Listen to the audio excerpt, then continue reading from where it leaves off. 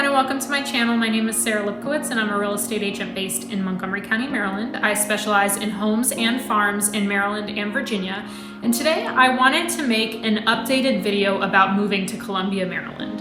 Columbia, Maryland frequently rates as one of the best places to live.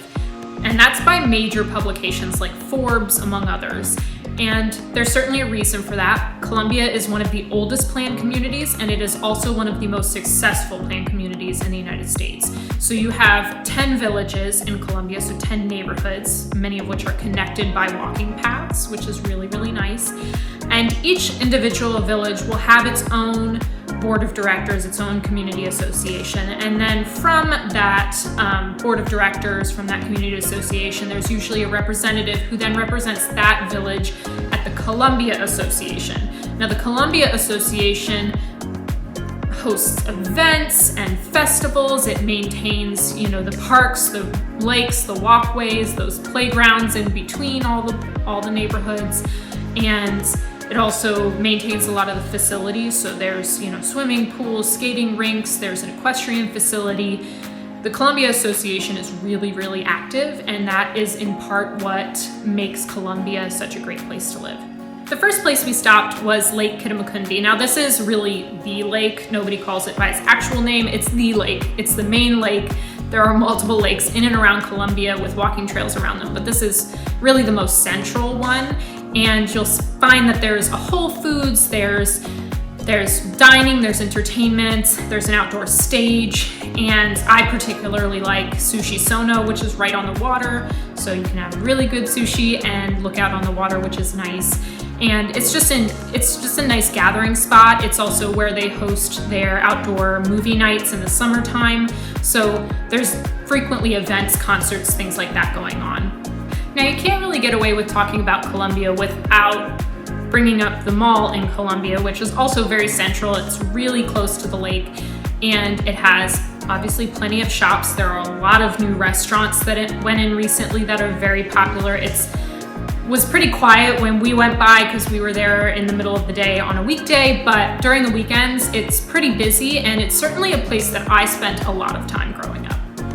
If you're wondering about entertainment in Columbia outside of the mall and some of the events that the Columbia Association hosts, Merriweather Post is obviously a big one. Merriweather Post Pavilion is a concert venue. They host national and international acts. So there are some pretty big name artists that stop by there every year. And there's outdoor seating on the lawn, and then there is seating under the pavilion in case it rains. Some people like to purchase those seats as well, but it's a really nice concert venue and people really enjoy it. And again, it's very, very central, which, again, Columbia is a planned community. They have their individual villages with individual shopping centers, but then there's kind of this Columbia center with the mall and the lake and, just nice gathering spots, nice places to host events. Another destination that's relatively new that is within walking distance of Merriweather and the lake and the mall is this new neighborhood that's just south of Merriweather Post. It's just across the street, really.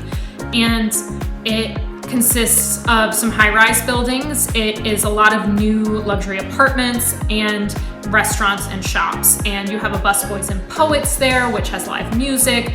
There's a Thai restaurant that I really like and an Indian restaurant there as well. I just saw that they're about to put a taco restaurant in.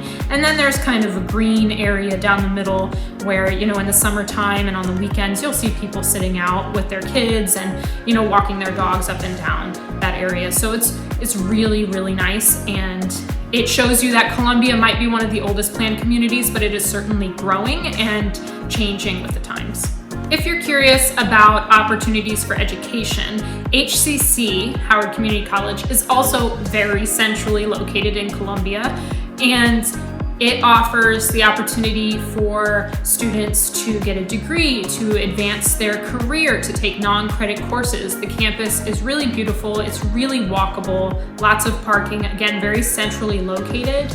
And Maryland actually has programs to help residents cover tuition for community college. If you are in a low to middle income family or you are a low to middle income student, it is definitely worth looking into, and that would be the Community College Promise Program.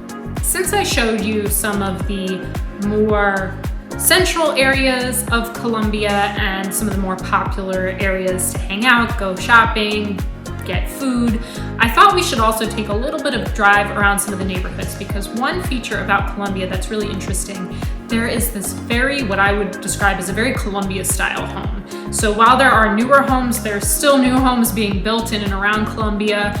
There are also these older homes in some of the central neighborhoods, some of the older neighborhoods, that they're very interesting in terms of architectural style, and they can be quite varied. And so I thought we should take a little bit of a drive around to show you that.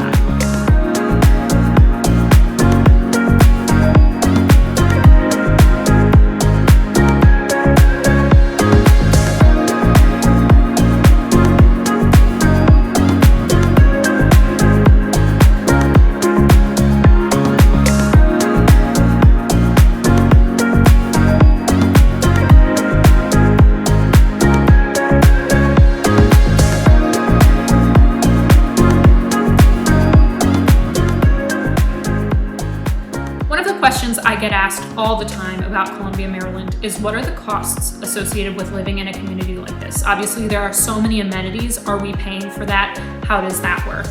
And the Columbia Association, so that's the big association that oversees the community as a whole, all 10 villages. The Community Association does charge an assessment to all residents, and the way that works is, for 2023, I believe they are charging 68 cents for every $100 of assessed value. And the assessed value is determined by the state when they assess your house for tax purposes, and then Columbia actually cuts that in half and then charges 68 cents for every $100. So if you have a $500,000 home, assessed at $500,000, not that you purchased it at $500,000. If your home's assessed at $500,000, you probably paid significantly more for it. Typically, the tax assessments you're assessed lower than market value. But if you have a house, say, that is assessed at $500,000 in value, Columbia Association will take $250,000 of that, and then they will charge you 68 cents for every $100 of that $250,000 value. So that's about $1,700 a year for the Community Association dues. Now, I mentioned that I spent a lot of time in Columbia growing up, and the fact of the matter is that I still do, between work and visiting friends and going over there to shop and to go out to dinner and to check out some of the entertainment options. I spent quite a bit of time in Columbia. While my brokerage is based in Montgomery County and I grew up in Montgomery County, I am now a Howard County resident, and because of the community itself and because of the location between Baltimore and DC with all the commuter routes around it, if I hadn't have purchased a farm, Columbia, Maryland would have absolutely been where I would have purchased a home. Thank you for watching. Again, my name is Sarah Lipkowitz. I'm a real estate agent based in Montgomery County, Maryland. I specialize in homes and farms in Maryland and Virginia. I hope you found this video helpful and that you'll remember to like and subscribe.